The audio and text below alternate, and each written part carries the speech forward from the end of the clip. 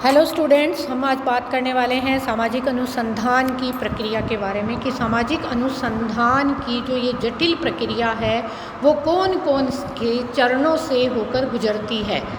हमें यह बात ध्यान में रखनी है कि सामाजिक अनुसंधान एक जटिल प्रक्रिया है और इस जटिल प्रक्रिया के बहुत से चरण हैं, जिसमें कि सबसे महत्वपूर्ण और सबसे पहला चरण है समस्या या विषय का चुनाव करना, सिलेक्शन ऑफ द प्रॉब्लम। यहाँ पर हम किसी भी विषय या किसी भी समस्या को अपने अनुसंधान या शोध के लिए चुन सकते हैं और उसके ऊपर अपने रिसर्च का काम कर सकते हैं। हमें यह देखना होता है कि वह समस्या या विषय जो है वो सामाजिक सरोकारों से संबंधित है या नहीं है। इसीलिए हमें यह बात भी ध्यान रखनी होती है कि इस विषय या इस समस्या पर पहले से कहीं कोई शोध किए हुए हैं या नहीं, कोई साहित्य उपलब्ध है या नहीं। जब हम एक बार समस्या का चुनाव कर लेते हैं तो हम अगले चरणों की तरफ बढ़ते हैं। मान लीजिए हमने समस्या चुनी है कि पंचायती राज के अंतर्गत जो महिला जनप्रतिनिधि चुनकर आए हैं उनकी सामाजिक आर्थिक पृष्ठभूमि कैसी है, तो यह हमारी समस्या या हमारे चयन का विषय हो सकता है। इसका दूसरा चरण है संबंधित साहित्य का अध्ययन, जिसके अंतर्गत हम ये देखते हैं कि इस विषय पर पहले से कितने अध्ययन किए जा चुके हैं और हम इसके लिए अलग अलग तरह की पत्र पत्रिकाएँ, पुस्तकें, इंटरनेट या सोशल मीडिया पर जो सामग्री उपलब्ध है, न्यूज़पेपर, इनमें जितने भी आलेख इस विषय से संबंधित छपे हैं, हम उनसे जानकारी प्राप्त कर सकते हैं कि इस दिशा में किस प्रकार का कार्य किया गया है और हमें अपने कार्य में क्या नवीनता चाहिए। क्योंकि हम जानते हैं कि जो सामाजिक अनुसंधान है वो नवीन तथ्यों की खोज करना तो है ही और साथ ही पुराने तथ्यों की पुनर्परीक्षा करना भी है। तो इस प्रकार से हम संबंधित साहित्य का अध्ययन जब कर लेते हैं तो हमारे अनुसंधान का कार्य जो है वो कुछ सरल हो जाता है। इसके तीसरे चरण के रूप में हम देखते हैं कि हमें इकाइयों का निर्धारण करना होता है। हमारी इकाइयाँ क्या हैं? अगर हम जिस समस्या की चर्चा मैं आपसे कर रही हूँ हम बात करते हैं तो उसमें हम महिला प्रतिनिधियों की बात कर रहे हैं, तो हमारा यूनिट, हमारी इकाई जो है वे महिलाएं होंगी जो पंचायती राज व्यवस्था में चुनकर आई हैं।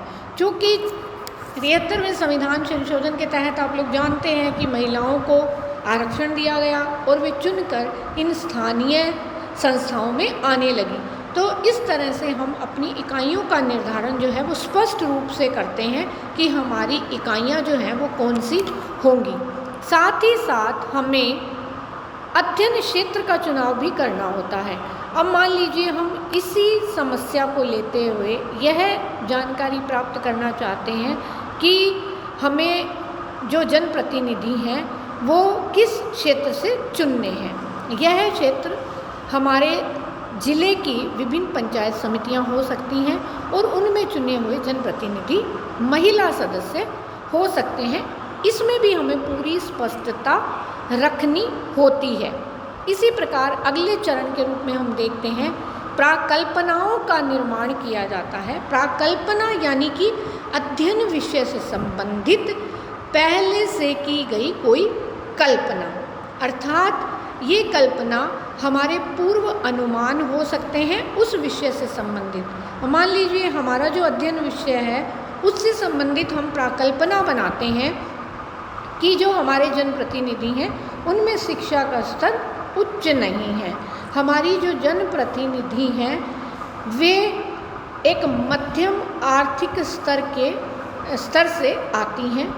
जो चुनी हुई जनप्रतिनिधि हैं वे स्वयं निर्णय नहीं लेती हैं बल्कि उनके परिवार के सदस्य निर्णय लेते हैं और वो चुनी भी इसीलिए गई हैं क्योंकि उनके परिवार में पहले कोई ना कोई सदस्य इस प्रकार से राजनीति में सक्रिय था। तो आप देखें कि हमने ये जितनी भी प्राकल्पनाएं बनाई हैं ये हमने उस विषय से संबंधित कल्पना कर ली है कि ऐसा होगा, और साथ ही साथ हमने यह भी देख लिया है कि ये हमारे पूर्वानुमान हैं। अब हम इनको सही सिद्ध करने के लिए कि क्या ये प्राकल्पनाएं सही हैं, अपने शोध कार्य को आगे बढ़ाते हैं। यहाँ हम सूचनादाताओं का चयन करते हैं कि हमारे सूचनादाता कौन होंगे, जिनसे हमें अपने सूचनाएं प्राप्त करनी है, जिससे हमारे शोध के निष्कर्ष जो हैं वो सही ढंग से प्राप्त हो सके। फिर हम अगले चरण के रूप में बढ़ते हैं कि सूचना के स्रोत कौन कौन से हो सकते हैं। अब सूचना प्राप्ति के बहुत सारे स्रोत हो सकते हैं, ये आप हम सभी जानते हैं। अब उन स्रोतों से हम कैसे सूचनाएं प्राप्त करते हैं कि वे सूचनाएं बिल्कुल सही तरीके से हमें मिल सकें। हम यहाँ पर ये देखते हैं कि जब हम सूचना के स्रोतों की बात करते हैं तो हम प्राथमिक और द्वितीयक दो प्रकार के स्रोतों की बात करते हैं। प्राथमिक स्रोत तो वे होते हैं जो हमने यानी शोधकर्ता ने, जो अनुसंधानकर्ता ने पहली बार तथ्य एकत्रित किए हैं, वो सूचना के उसके प्राथमिक तथ्य कहलाते हैं। यदि वह पहले से एकत्रित किए हुए तथ्य यानी किसी ने उस विषय पर पहले से शोध कार्य कर रखा है, कोई पब्लिकेशन हमें मिल जाता है, वहाँ से हम कोई जानकारी प्राप्त करते हैं, तो वह हमारी सूचना का द्वितीयक स्रोत होगा। जैसे कि कोई अखबार हो सकता है, कोई न्यूज़पेपर है, और मैगज़ीन्स हो सकती हैं, रेफरेंस बुक्स हो सकती हैं। हमें कोई मैटर जो है वो सोशल मीडिया या इंटरनेट के माध्यम से उपलब्ध हो सकता है। तो इस प्रकार से हमें यह पहले से निर्धारण कर लेना चाहिए। इससे सरलता रहती है कि हमें कहाँ कहाँ से अपने तथ्य जो है वो एकत्रित करने हैं।